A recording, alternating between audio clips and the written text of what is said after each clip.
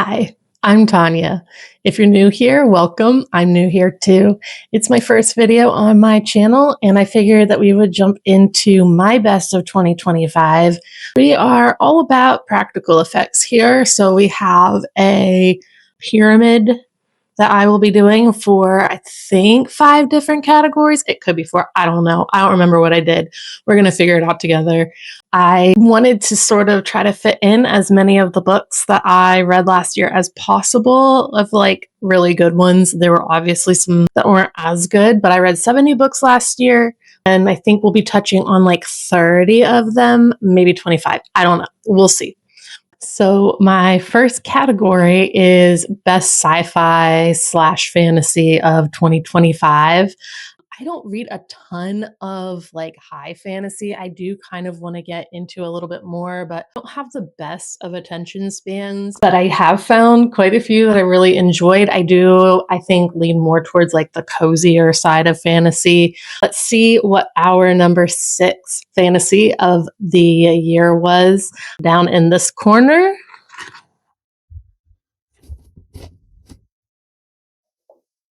That did not go as smoothly as I had hoped, and it moved the board. Washi tape and paper, those are the practical effects we're using. If you can see it a little bit, my number 6 fantasy of the year was Howl's Moving Castle by Diane Wynne Jones. I had never read it before. I'm going to be honest, it was like my least favorite Miyazaki film was Howl's Moving Castle for the longest time. And then one night randomly my husband goes like, why is it your least favorite? And I was like, I don't know. And so I watched it and I was like, oh, actually I like this a lot. I want to read the book. So he and I buddy read it together and ended up absolutely loving it. It was so good. I really want to get the special edition hardcover that's out. It's really, really pretty. I don't need it. But yeah, that was my number 6. My number 5. Let's see if this goes smoother. That was a little bit better. My number 5 was Senlin Ascends. This was the first book that I read in January of 2025, and I don't even remember why I chose it. It didn't seem like something that would be in my wheelhouse at all, but I saw it. I guess it was available on Libby, and I was like, I'll listen to this while I'm at work. It's Senlin Ascends by Josiah Bancroft. It's the first in a series. I have not read past it. It was really, really fun. Essentially, you have Senlin who loses his wife on like this fun trip that they planned, and he has to try to find her in this like Tower of Babel-esque place, and every level has a different thing going on. It's just fun from beginning to end. I really, really, really need to be better about reading past the first book in a series. Maybe I'll work on that in 2026 because I really do want to see what happens with this. Senlin Ascends by Josiah Bancroft was my number 5. Number 4 was 10,000 Doors of January by Alex E. Harrow. Alex E. Harrow is very quickly becoming one of my favorite authors, and I got to see her in an author talk this past September, and she was just fantastic.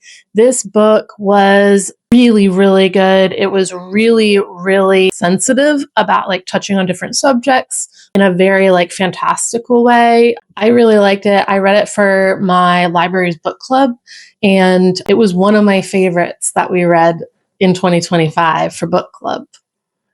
My number 3 is Wild Reverence by Rebecca Ross. Rebecca Ross wrote the Divine Rivals duology, and this is a prequel going into the lore of the gods in that universe. I wasn't sure I was going to like it at all. I ended up really liking it. The reason I thought I wasn't going to like it is because in the Divine Rivals duology, which I absolutely adored, the gods stuff was my least favorite part. So I was like going into this, I wasn't sure, but it was so beautifully written. It was absolutely gorgeous. So that was my number 3 fantasy. I put sci-fi on here just because like Senlin Ascends has kind of a sci-fi slash fantasy vibe. It's a little bit steampunky. Mostly this is going to be fantasy. I don't do much sci-fi at all. My number 2 fantasy of 2025 was A Witch's Guide to Magical Innkeeping by Sangu Madonna. The first book in this sort of like universe was one of my favorite books of a couple of years ago. This one was not quite up with that one, but it was really, really good. This is what I mean by like, I tend to really like a cozy fantasy. There are stakes to this, but it isn't like, I don't know, murderous stakes. It's not like they're going into battle. It's very low stakes, very cozy stakes. But my number one fantasy actually was a contender for like my top book of the year. I still might change. No, I won't change my top book of the year to this, but my top fantasy of the year.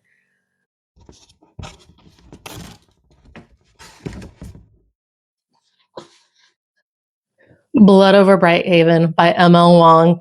Blood Over Brighthaven was such a wonderful kind of like surprise. I guess it wasn't a surprise. There was a lot of buzz about it. And a lot of people were comparing it to Babel by R.F. Kuang. And I love R.F. Kuang books. And I know that I'm like not in the minority there. Everyone loves those books and they really get you thinking. So everyone was kind of comparing it to that. And I was like, it can't be as good. I thought this was better than Babel in the sort of accessibility way. I felt like the story and the that it's told is far more accessible and engaging than Babel. Babel comes at colonialism and questions like our input in colonialism in a very intellectual way. And this kind of targets that sort of quintessential like brainwashing, whitewashing that a lot of us have started to undo in our adulthood. I've had a couple of people who, because I recommend this to everybody on earth, who say it's just too on the nose. And I kind of get that. And I kind of like it for that. In this book, you're following Sayana and Tamil, who are in two different classes in this world. Tamil is a Quen, so he comes from outside the walls of this place that they live. And Sayana is a woman who is training to be the first woman mage. It is her dream. She gets it. She goes into this world to do research. Magic system is sort of coding, essentially, and you don't know like where the magic comes from, but they learn together a lot of things about their own world, and it causes Sayana to question everything that she was raised to believe. It causes her to question her loyalties to her family in a way that I think was really, really realistic, especially like kind of right now. A lot of people are going through that in real life. And so while I do see it being like very on the nose, I think it's important to see your experiences with deconstructing what you've known your entire life reflected on the page. And I think that's what this book did in a way that made it seem like she was a very flawed character. She was not a pinnacle of like goodness, and she wasn't pursuing things for other people. Everything was for her own gain, essentially, for the longest time. So it just really unraveled a lot of things that we deal with in our own lives, but in a fantastical world. And it was so, so good. I will read this book over and over and over again. I will tell every single person I know to read this book because of the fact that it is so accessible. And I think that anyone could read it. The next category is mystery. Mystery is one of my favorite genres ever. I didn't read for a few years. I was in like a 3-year reading slump. And what got me back to reading was cozy mysteries. Like, I think for a few years, I only read cozy mysteries. So mystery is a genre that is very close to my heart. So these are my top 6 mysteries that I read in 2025. Number 6 is Maureen Johnson's Death at Morning House. Maureen Johnson is an amazing YA mystery author. I absolutely love her Truly Devious series.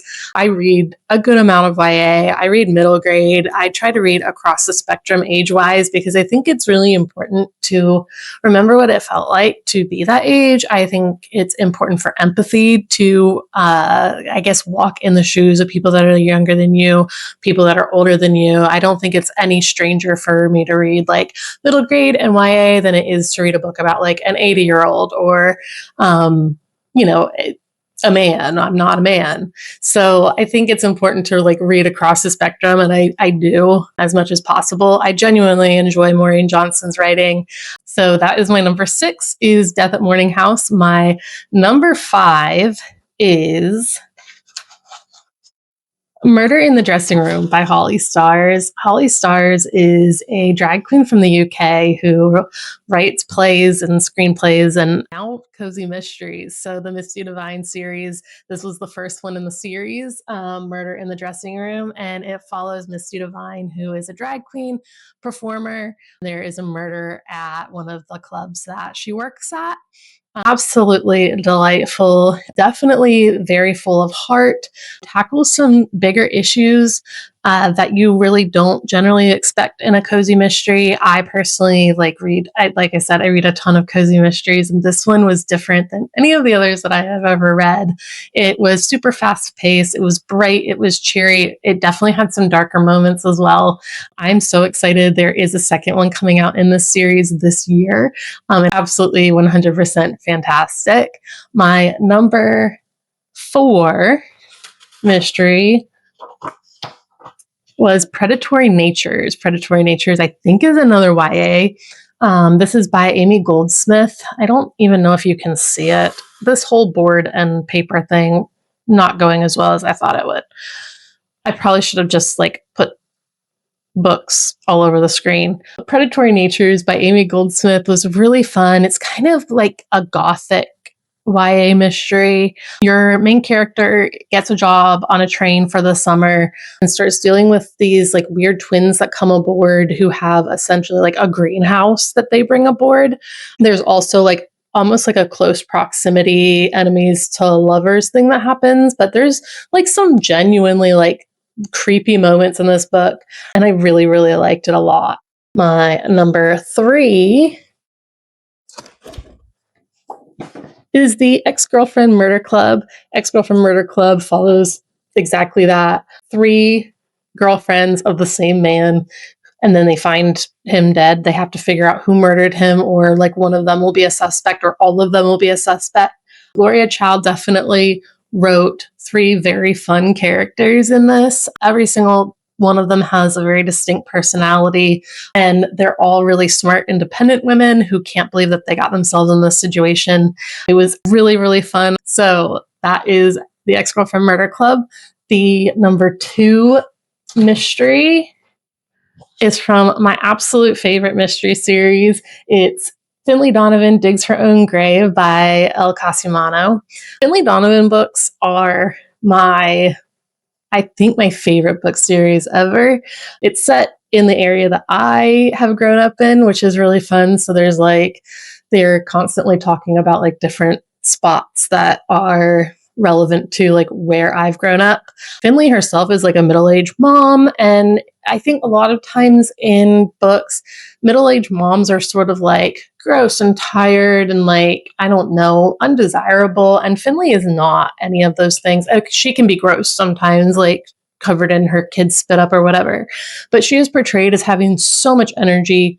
She is considered really pretty and fun, and they're super fast paced, and every character is distinct and quirky and like really well thought out. And I look forward to every single book in this series. My number 1 mystery is, I'm so excited to tell you about this because I don't think I've seen anyone talking about this like on TikTok, on YouTube. I listened to a couple of book podcasts and I haven't heard this one come up. And I got the arc for this one back in September, and it came out in October. So like I read it like a month before it came out, and I was so excited. I was like, I can't wait to like, I don't know, see what other people are saying about this book. Every time I see it in Barnes and Noble, I get so excited and hope I see someone pick it up. My number 1 mystery of 2025 is All of Us Murderers by KJ Charles. I don't know if you can see the cover really well, but I have the book right here with me, so I'm going to show it to you.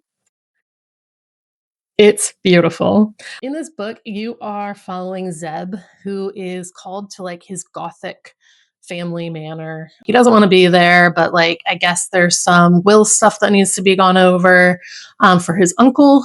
His whole family's terrible, but from the moment that he gets there, crazy stuff is happening. This like woman comes running out of the manor like screaming, and then Zeb turns around and his like ex, I guess, Gideon is right there, like working for the family. So it's just kind of a nightmare experience. Zeb definitely is neurodivergent. I think that's portrayed really, really well. It's genuinely like scary in parts. Like you're on the edge of your seat. I finished this book so fast when I was reading it. It is such a good time, you guys. Like genuinely, please pick this book up. I want to see more people talking about it. I want to see more reviews of it. I think it's really well written. World building is stunning. The characters are so real that you just hate so many of them. And then it has that really like gothic inspired locked room mystery that is like the Agatha Christie trope of like the locked room mystery where like everyone has to stay where they are so we can figure out what's going on. 10 out of 10. It's so good. So that's my mysteries. Third category of 2025 is best romance. I just recently really got into romance novels. I have a little bit of a hard time with like open door kind of like smut just because I want story. I just want it to be like all story all the time. But I have really found some that have really well fleshed out characters, really sweet stories, really good untoxic relationships, or if it is toxic, like they get out of them. I don't know. I've really been enjoying some romance this past year. So here is my number 6 romance of 2026.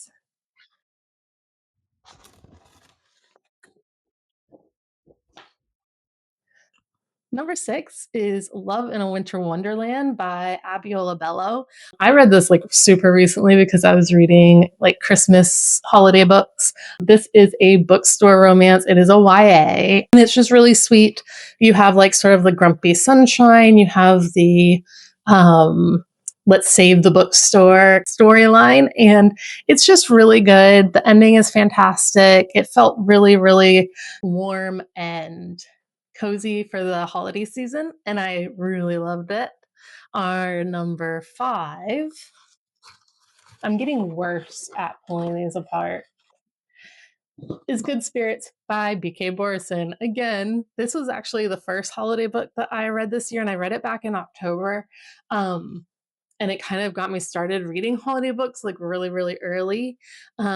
I never read really the Love Light Farm series. I didn't even realize that BK Borison wrote those. I like tried the first one a couple Christmases ago and I couldn't like latch onto it. And so I just figured like I didn't like BK Borison, but I don't think I knew the name. I just knew Love Light Farms. So I was really surprised when I found out I actually love BK Borison. I might need to return to Love Light Farms and see how I feel about it now. But Good Spirits is sort of like a Christmas carol-esque where you are following one of the ghosts and the person that he's supposed to be haunting, and then they fall in love. It was really, really beautiful. It was really atmospheric, and the cover is stunning. So that was my number 5. My number 4 was With Stars in Her Eyes by Andy Burke. This one I'm actually like, I struggle with whether or not to put it higher up, but like I said, I had some really, really, really good ones. I would say that this one and number 3 are kind of tied for third. It's just so good. You're following your main character, who is kind of like a Hannah Montana-esque musician, who has a situation happen on stage, and she kind of like leaves that world behind for a little bit to go like relax and stay with a friend. And in the interim, she falls in love with a girl that works at a bookstore. So it's another bookstore romance, kind of, but more than that, like it follows a lot of discussion of like religious indoctrination, which was really interesting. I won't talk too much about it, but like that kind of like overarching like through line in a book is the sauce for me. I love anything that talks about like religious indoctrination. I relate to it incredibly heavily. So that was it was just really, really good. It was done really well. And I think that it handled like anxiety and stuff like that in a very realistic way. So that was my number 4. My number 3 is The Cuffing Game by Lila Lee. The Cuffing Game is a YA. It was called like the K-drama retelling of Pride and Prejudice. Your main character is in film school and she's like pitching an idea for like a dating game. And again, you've got like sort of an enemies to lovers. One of the guys who's also in film school, who's a senior, she's like a junior, pitches like essentially a better idea for her and then gets involved in it. And they fight a lot and then she ends up falling for him. It's just really good. I got this at a convention in New England this year, and when I was picking it up off the table, I was like, oh my gosh, a K-drama retelling of Pride and Prejudice. And the lady who worked for the publisher was like, oh my gosh, do you like K-dramas? And we ended up talking about K-dramas for like 5 minutes, and I was there with my sister who owns a bookstore, and that's why we were there. FYI, she owns a bookstore in Maine, easternmost bookstore in Maine. It's absolutely beautiful. If you are ever up there, you should go and visit her. It's absolutely gorgeous. Anyway, so I talked about K-dramas for a really long time with the woman who worked for the publisher, which was really fun. And The Cuffing Game was an absolutely fantastic book. I had so much fun with it. My number 2 is the third in a series that I really love. It started with Undertaking of Heart and Mercy, and just I was hooked from that one. This third installment, I think, is the weakest of the 3, but it's still absolutely great. Megan Bannon creates like these fantastical worlds that are like truly believable, sets them up. Like I said, I don't follow fantasy really well. I don't have the attention span for it, but the way that Megan Bannon writes this world, it's just very real to me. And the characters are just very fun, and she kind of pairs them really, really well with each other. Number 2 was Undercutting of Rosie and Adam by Megan Bannon.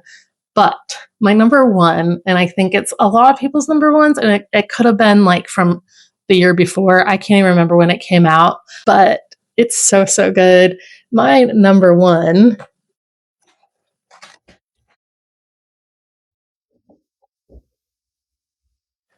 is First Time Caller by BK Borison. So we've got 2 BK Borisons on the board. This one, though, was just so incredible. You are following Aiden and Lucy. Aiden is the like radio host of a relationship advice show, and Lucy is a single mom, and Lucy's daughter calls into Heartstrings, which is the name of the radio show, to like get advice for her mom on dating. So Aiden essentially invites her on the show, and they're going through this, and in the book there's like transcripts, and it's just very fun. I did recently read the second one that comes next after this one, and I think I even like it better, which is crazy. But this world is, I mean, it's very, very real. It's Baltimore. Like, it is a real world. And these people are very real people. And the relationships in it are very good. Lucy is still co-parenting, like with her ex, in a very healthy way. Her daughter has a very healthy relationship, like with her mom, with her dad. And then with Aiden, it's just really, really good all the way around. And 100% my top romance read of 2025. My 4th category, right? This is category number 4, is Biggest Surprise. These were books that like I didn't really know much about, and I kind of just like chose them based on the cover or whatever, or like what was available from the library, and they ended up just kind of being life-changing for me. And ones that like I maybe wouldn't have thought I would like the author, specifically number 6, I think was that for me. But these are my biggest surprises of 2026. Number 6 is The Long Walk by Stephen King. This is the one that I think surprised me the most because I don't like his writing generally. I don't think it's like too wordy, and it's like overhyped, I guess, but I do love his screen adaptations. I think that he's really, really good at writing the bones of a really good story. And then a screenwriter and a casting director and a regular director come in and they actually put like meat on the bones of that story.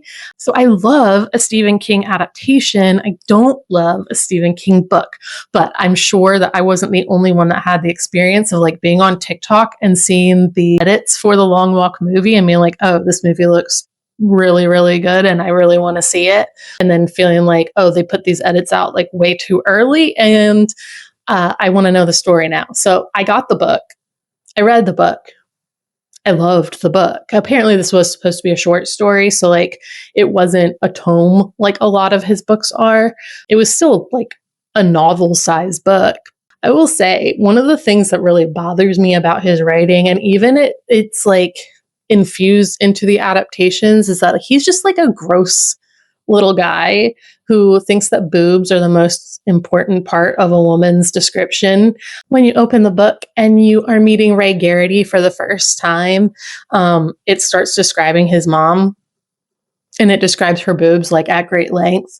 It talks about how hills are boobs and like it's just a lot of boob talk for no reason whatsoever. But otherwise, the book is really, really good. The movie, though, so much better. Like the movie was so good. I cried through the whole thing. I did not cry during the book. I think that the movie added more heart to it.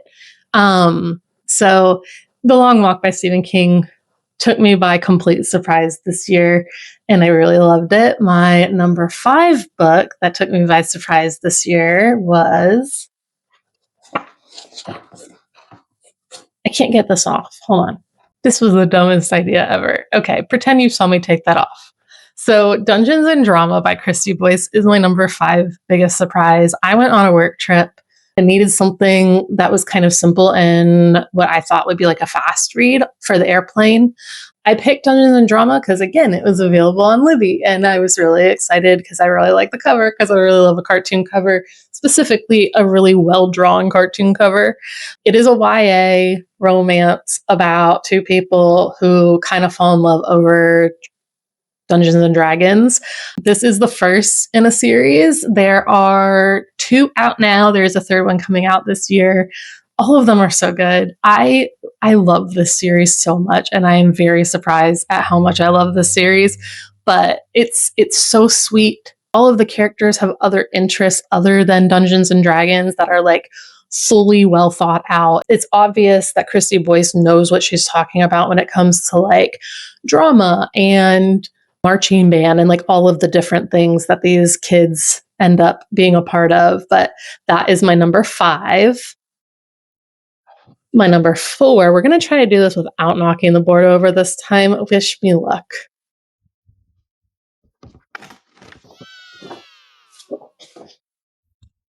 I did it. So my number 4 is Interstellar Mega Chef. Interstellar Mega Chef is my number 4 by Lavanya Lakshminarayan, I think is how you say it. That's how we're saying it right now. I'm really sorry if it's wrong. You are following your main character who is going to like a different planet to be a part of a cooking competition. It doesn't go great for her, but it's a really, really fun ride. This is probably the closest thing to like a sci-fi that I read this year. I read it during the summer, which definitely helped. Like it was just a fun summer book. I loved it. My number 3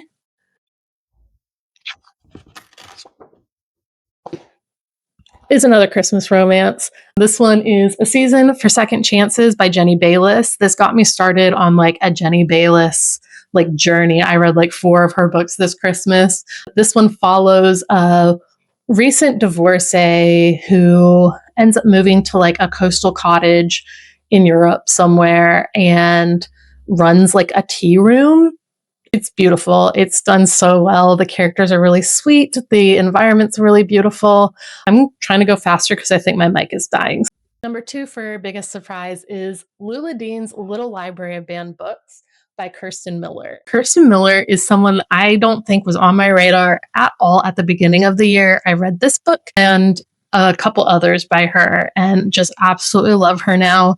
This one was so surprising because I thought it kind of had a cartoon cover. I thought it was going to be this sort of like light, airy, fun read with like maybe some disgruntled neighbors or something to that effect. It ended up being incredibly heartfelt, incredibly thoughtful. You have Lily Dean, who has like a little free library, and she's putting all these like prim and proper books in there, kind of set forth like her agenda of like, we're going to take it back to the 1950s. And then you have one of her neighbors that starts putting banned books in other covers in the little free library. So like you're following different people in the neighborhood reading banned books. So my number one biggest surprise of 2025 was Chain Gang All Stars. Chain Gang All Stars is kind of a dystopian take on the prison industrial system. It talks a lot about the injustices against marginalized peoples and puts it in the perspective of a reality TV show. This fuses together this fictional world that's not that fictional, but it is like kind of like a Hunger Games battle to the death in an arena, like gladiator style, with prisoners they do it on TV, and it shows it from like the perspective of the consumer, like the person watching it, and then also the perspective of the different prisoners. But then at the end of every chapter, well, and throughout every chapter, there are footnotes that explain like real life things that have happened that integrate into the story. It also makes you look at just your own viewership, even without the prison setting, the gladiator setting with prisoners, but how many things we watch that are exploiting people. And it was just a really, really good study on that. So those are my biggest surprises of 2025. All right, we are on the final category, which is Best Overall Book of the Year for 2025. So I have to say, my number 6 might be a weird one to a lot of people because a lot of her books are not put on like a top anything list.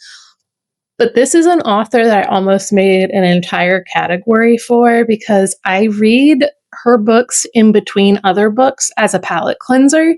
I understand that they are formulaic, which is why I like them. I understand the formula. I kind of know what's going to happen. I know where the twists are going to be. Like nothing really takes me by surprise with her books.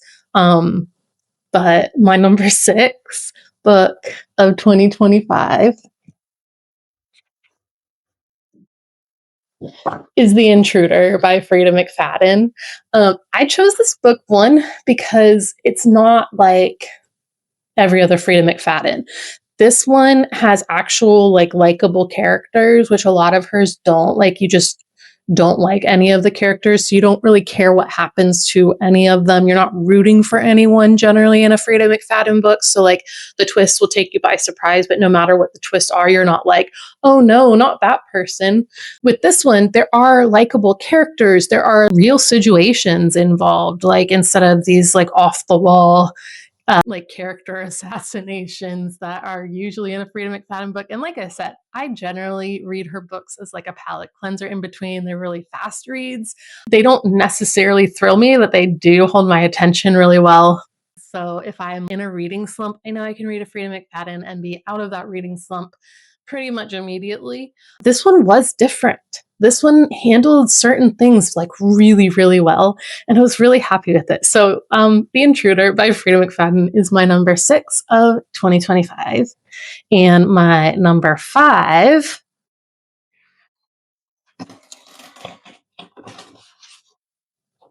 is Witchcraft for Wayward Girls by Grady Hendrix. Grady Hendrix is one that I find all of his books very fun. I think I've read most of them. My favorite one is Horror Store. But this one was really, really good. I have seen a lot of people talk about the fact that like this is a man and like he doesn't know how to write women. I've seen a lot of criticism on the way that he writes women. I'm going to go out on a limb and say something controversial and say like I think he writes women pretty well. And then in this situation, he was writing like pregnant teenage girls. And I know that he really talked and talked and talked to a lot of people who had been in the situation that these girls had been in. I think this was handled with so much care. The imagery was beautiful. There were absolutely grotesque parts of it, but like I think just in general, this home for pregnant teenagers felt very real. And the things that they went through were all very scary and handled really well. That's my number 5. My number 4.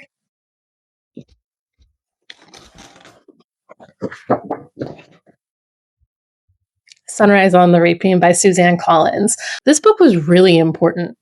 I immediately, like the day it came out, I read it. I got it on my Kindle. I got the audiobook on Hoopla through my library, and I just sort of like immersion read it, and it was so good. And I really like every book in the series. Like I really loved A Ballad of Songbirds and Snakes. I did not have the same criticism that a lot of people do where they're like, Snow Story was unnecessary. Like, I think it was necessary, but it wasn't as necessary as Hamish's story. This set up everything for the original trilogy. I have also heard a lot of criticism on this one that this was fan service. I did not experience that at all. I think that the reason why fans of the original trilogy had ideas in mind of what happened during Hamish's games is because it was laid out to a point. And it would make sense that, you know, everyone's parents were in District 12. These families didn't leave District 12. So they would have all been the same age in the same district, and you would have heard about them in the story. Hamish's story is so sad and heartbreaking and beautiful and so important to understanding everything that happens in the original trilogy of the Hunger Games. It absolutely reignited my love of the Hunger Games. I immediately started reading them again. So that was my number 4 of the year. My number 3 is Hazelthorne by C.G. Drews. C.G. Drews wrote Don't Let the Forest In, which had a very similar vibe to it as Hazelthorne, only maybe a little bit younger. I felt like Hazelthorne was more mature than Don't Let the Forest In. This is another like gothic plant fantasy mystery story, and you really never know where it's going to go. It's absolutely stunning imagery, terrifying, kind of gross, but not too gross. C.G. Drews is an amazing author. They have another one coming out this year that is going to be their debut adult novel, and I'm like really excited to read it. I have a lot to read, you guys, but C.G. Drews is very much like Alex E. Harrow, very quickly becoming instant buy. I will read anything that they write. So Hazelthorne is my number 3. Okay, I ran into some technical difficulties. Board was falling all over the place. My number 2 is The Scammer by Tiffany D. Jackson. If you haven't ever read a Tiffany D. Jackson book, please do. A few years ago, I read Allegedly by her, and it was such a twisty, mind-bending experience. And she's so good at writing from this, I don't know, it's a point of view that you don't see everywhere. Everything has a thrilling aspect to it. I've read a middle grade by her called Blood in the Water. Allegedly, of course, is fantastic. And Scammer is supposed to be like a YA thriller. And you're following your main character who decides to go to an all-black college against the wishes of her parents. She gets involved heavily with her roommate. And then one of the roommates has a brother who comes to stay and essentially starts a cult. There isn't a lot I can say without spoiling it, but this is so good. The twist is incredible. You will not see so much of this book coming. From the beginning to the end, you are guessing and you're guessing wrong. It's really, really fun. And my number 1 for the entire year is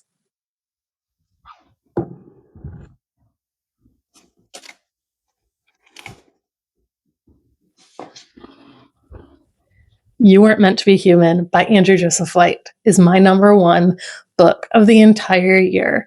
I have it right here so I can read the back to you, because if you haven't read it already, like, you're not ready. So this is it. I love this book. It came out in September. Andrew Joseph White is my favorite author of all time.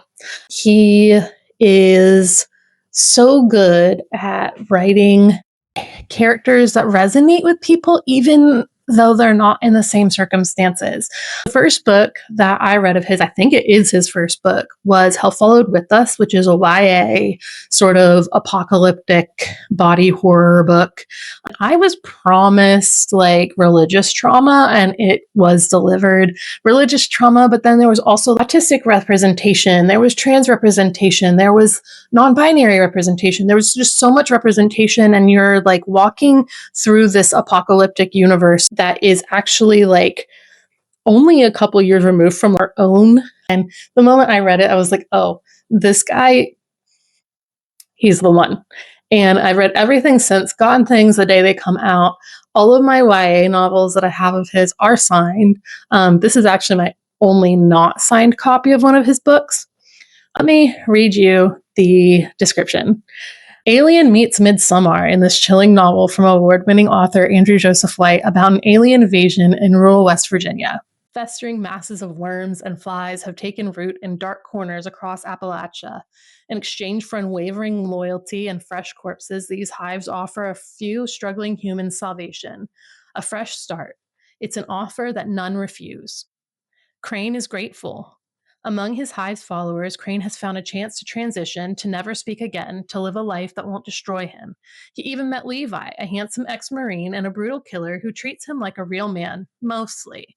But when Levi gets Crane pregnant and the hive demands the child's birth, no matter the cost, Crane's desperation to make it stop will drive the community that saved him into a devastating spiral that can only end in blood. That's basically it. You have this hive in a closet, and Crane helps take care of this hive in a closet. And he's unhappy, but he feels like he's living for something by being a part of this hive situation. It really explores a lot about bodily autonomy and body trauma and what it really does mean to be human. And I will be forever changed because of Andrew Joseph White and because of this book. I would love to think that it's for everybody. I would love to think that everyone would love it as much as me. It's probably not true. It's gruesome. It's really, really gruesome. It's the kind of book that you finish and you're like, am I okay? Like, am I all right? Like, that this book is so good to me. And then you really start to unpack like what it really means. And you realize like, yeah, you're okay. It's the world that's not. But anyway, it's fantastic. It's so good. It's not for everyone, probably. It is there. You would need to check the content warnings for sure. But if you are willing to check the content warnings and give it a try, please do. If you are just curious about Andrew Joseph White and want to like ease yourself into his writing, I do recommend Hell Followed With Us as a jumping off point. I think it's a really good representation of what he can do on like a more mild scale. And there you have it. My top 5 books of 2025 were Blood Over Bright Haven by M.L. Wong, First Time Caller by B.K. Borison, All of Us Murderers by K.J. Charles, Chain Gang All Stars by Nana Kwame Adjabrenya, and You Weren't Meant to Be Human by Andrew Joseph White. I hope that this kind of gave you a head start to your TBR for 2026. If you've read any of these books and have a differing opinion than I did, put it in the comments down below. If you read any of these books and had the same opinion as I did, also put that in the comments below. Also support your local libraries. Look into Libby and Hoopla through your local library, and support your indie bookstores. You can do that by getting Libro FM and picking your local indie bookstore. Libro FM will give money to them for your purchases. So that's all I have to tell you. Thank you for joining me and have a great day.